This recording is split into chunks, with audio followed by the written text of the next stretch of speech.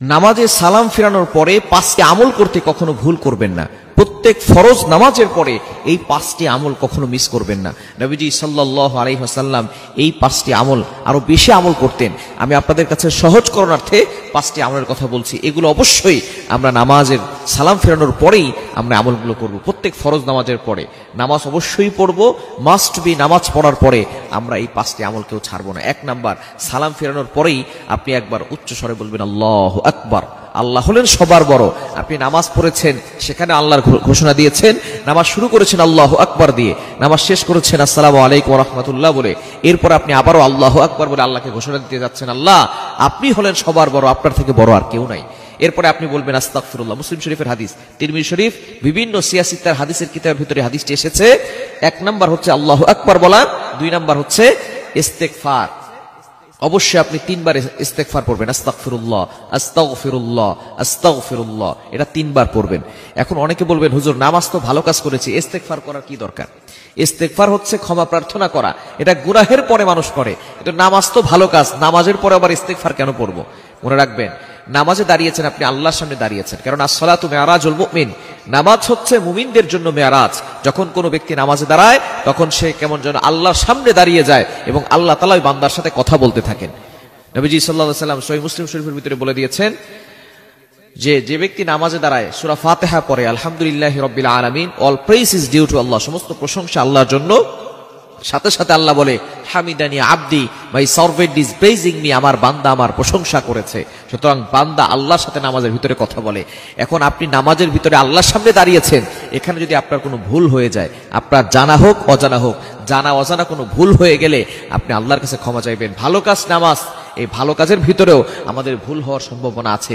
এজন্যই আমরা নামাজের শেষে কি চমৎকার ভাবে নবীজি সাল্লাল্লাহু আলাইহি ওয়াসাল্লাম আমাদেরকে শিক্ষা দিয়েছেন, একবার আল্লাহু আকবার বলার পরে তিনবার আস্তাগফিরুল্লাহ আস্তাগফিরুল্লাহ আস্তাগফিরুল্লাহ আল্লাহর কাছে ক্ষমা প্রার্থনা করে নিব।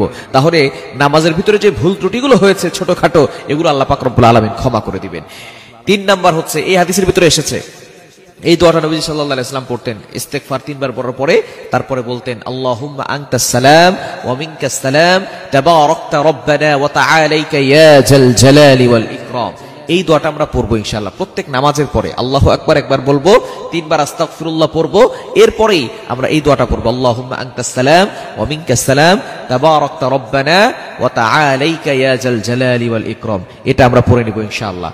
এরপরে হচ্ছে আমরা 4 নম্বরে আয়াতুল কুরসি পড়ব। নামাজের পরে আয়াতুল কুরসি অবশ্যই পড়বেন। 5 ওয়াক্ত নামাজের পরে আয়াতুল কুরসিটা পড়ে নেবেন, কেননা নবীজি সাল্লাল্লাহু আলাইহি ওয়াসাল্লাম জানিয়ে দিয়েছেন, মান ক্বারা আয়াতাল কুরসি ফি দুবুরি কুল্লি সালাতিন মাকতুবা লাম ইয়ামনাহু মিন দুখুলিল জান্নাহ ইল্লাল মাউত।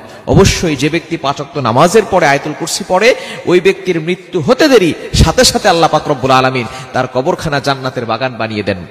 অর্থাৎ কবরে দেওয়ার পরেই মৃত্যু শুধু তার বাকি থাকে, একটা দেয়াল হিসেবে থাকে। মৃত্যু হতে দেরি, ইন্তেকাল হতে দেরি, আল্লাহ পাক রব্বুল আলামিন সাথে সাথে তার কবরখানা জান্নাতের বাগান বানিয়ে দিবেন, সে জান্নাতে ঢুকে যাবে। এজন্য অবশ্যই 5 ওয়াক্ত নামাজের পরে আমরা আয়াতুল কুরসি কখনো মিস করব না। 5 নাম্বার আমলের কথা, সেটা হচ্ছে সুবহানাল্লাহ 33 বার, আলহামদুলিল্লাহ 33 বার, আল্লাহু আকবার 33 বার। এরপরে 100 নম্বরের সময় 33 33 33 হয় 99, 100 বারের সময় পড়বেন লা ইলাহা ইল্লাল্লাহু ওয়াহদা লা শারীকা লা লাহুল মুলকু ওয়া লাহুল হামদু ওয়া হুয়া আলা কুল্লি শাইইন কাদির। সহিহ মুসলিম শরীফের হাদিস, তিরমিজির ভিতরে রয়েছে, যে ব্যক্তি এই আমলটি করবে আল্লাহ পাক রব্বুল আলামিন ওই ব্যক্তির পিছনের যত গুনাহ আছে সকল গুনাহ খাতাগুলো ক্ষমা করে দিবে। আরো একটি আমলের কথা বলে দিই, সেটা হচ্ছে সূরা ইখলাস, সূরা ফালাক, সূরা নাস, অর্থাৎ 3 কুল, শেষের 3টা সূরা আপনি একবার করে পড়ে ফেলবেন ইনশাআল্লাহ।